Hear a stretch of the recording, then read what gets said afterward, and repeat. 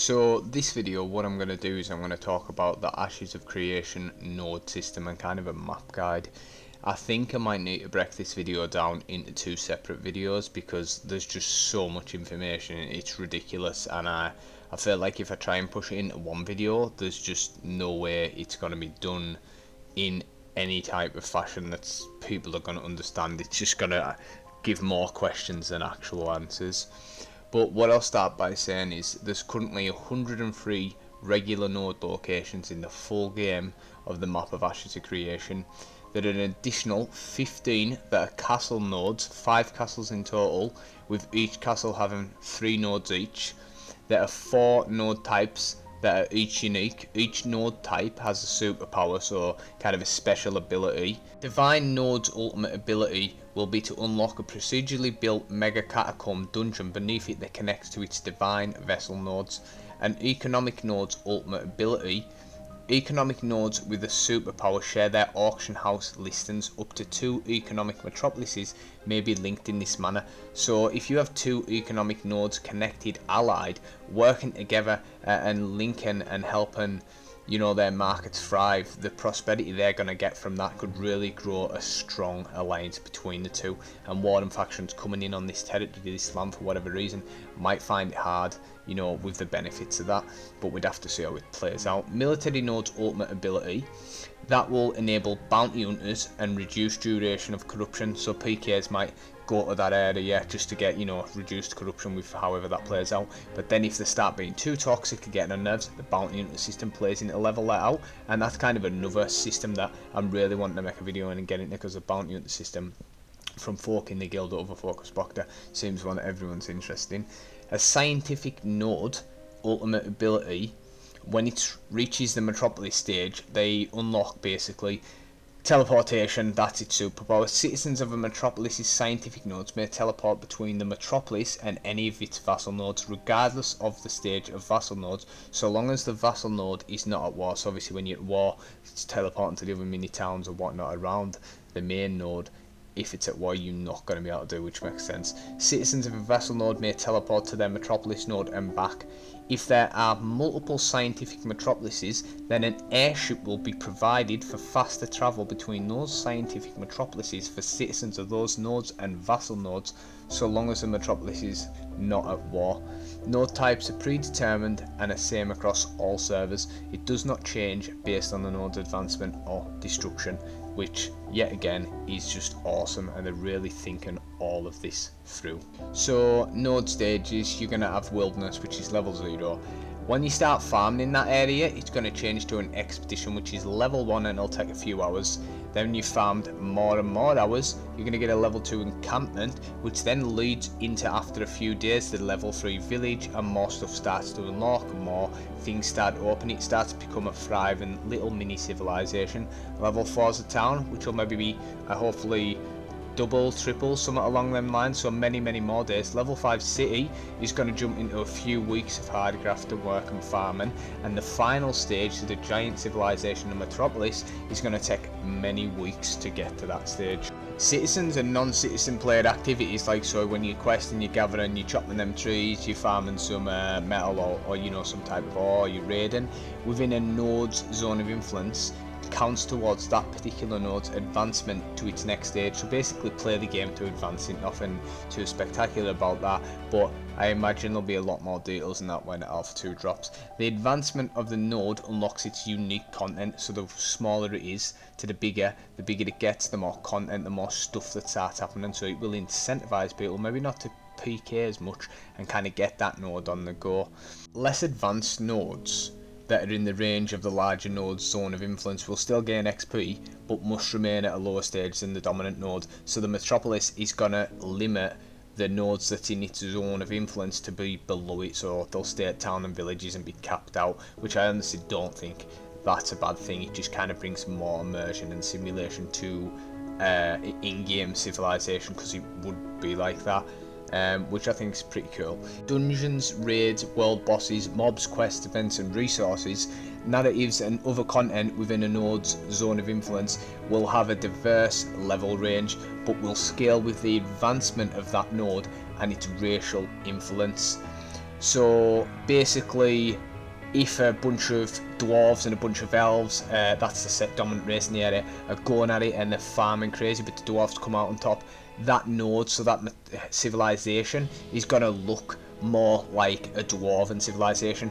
And then if the elves, vice versa, the elven civilization, if they contribute more, which to me is more than fair, because if these guys have picked them races and they've done the work, then, you know, that's more realistically how it would appear and how it would look, because they're the dominant race in that region, which is just awesome and just brings more diversity to the game and control to the player's hand of shaping the world. Nodes can de-level if they stop having contribution points put towards them, but that could change during Alpha 2. So basically, if the area becomes inactive, the node's still there but no one's using it, the node might decay. I don't know how it's going to work, there's not much info, but I presume it would just keep dropping levels, and then maybe it would just disappear, or it would maybe be stuck at a maintenance level, something along them lines. Onto the node layout, this is some of the people who are like, oh well, I don't want to be in a dwarven thingy farming elf. This is where you get the chance to change it if you don't want that style and you're like, we just missed out. It'd be nice if we could get the elven style, but now it's, you know, dwarven. Are we stuck? Well, no, you're not. So races that contributed the most during that stage. So if you're stage 3 and then you decide stage 4 I want it to be elven, well, you just have to farm, and that can change from like a dwarven level 3 node to an elven level stage 4 node, which is pretty awesome. And, you know, if players die down the race pops and someone wants to change it, it's politically agreed on, you know, with the alliances that are running the area or the guilds, then that can change, which is class. Choices from the government.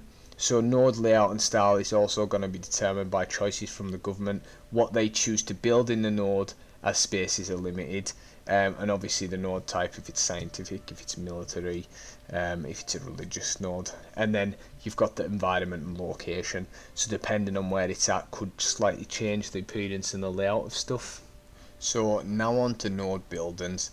This is basically going to be a quick list, and I won't go into much detail on them because I'm probably going to have to make another video for that and how they work. You'll have in a node, you'll have an academy, scientific node, but you can only get them in stage 6. You'll have an alchemist, you'll have apartments, so basically instant player housing, but that'll be stage 3. You've got an armory, but that also unlocks at stage 3. Auction house, economic node, but only at stage 3. Barracks, military node, stage 3. Blacksmiths, city hall, college, scientific node at stage 4. Emporium, economic node at stage 6, exchange, economic node at stage 4, gallery, economic node stage 5, guild halls, patron guilds only though, so only the patron guilds can get these guild halls at stage 3. And I won't also go into patron guilds on this video because it would just swerve away and take too long.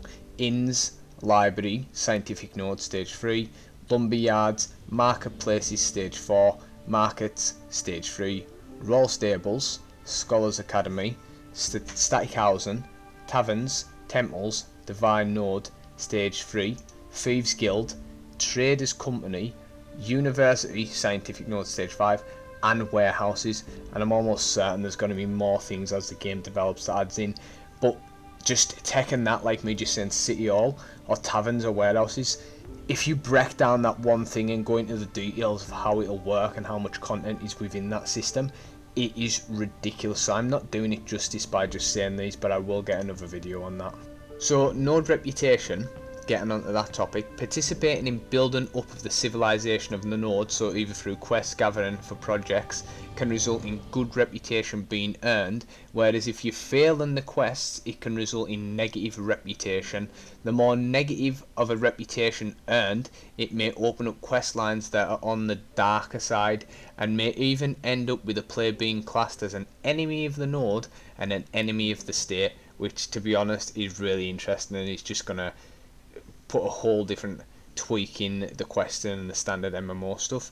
NPCs may react differently to a player depending on their standing within a node. It may result in higher prices for goods and services. If someone is seen by an NPC assisting a character that is classed as hated, they will also be classed as hated themselves, and the guards will attack corrupt players on site. So I can really picture members of our guild doing something ridiculous and having to go help them out, and us both basically getting lynched and killed because someone's messed up. But I honestly think that's going to be quite a really fun dynamic, and I think it's going to be awesome to see how that plays out. Probably needs some balancing and some tweaks, but I think it's really good for the node reputation. So what I'm going to do now is, though, to end part 1 of the nodes video, is getting to the citizen benefits, because this video would end up being half an hour long or more. Now I could cut the information down and give you the bare minimums, but I feel like a lot of videos out there aren't really doing a proper deep dive. Now there is some, but not all of them,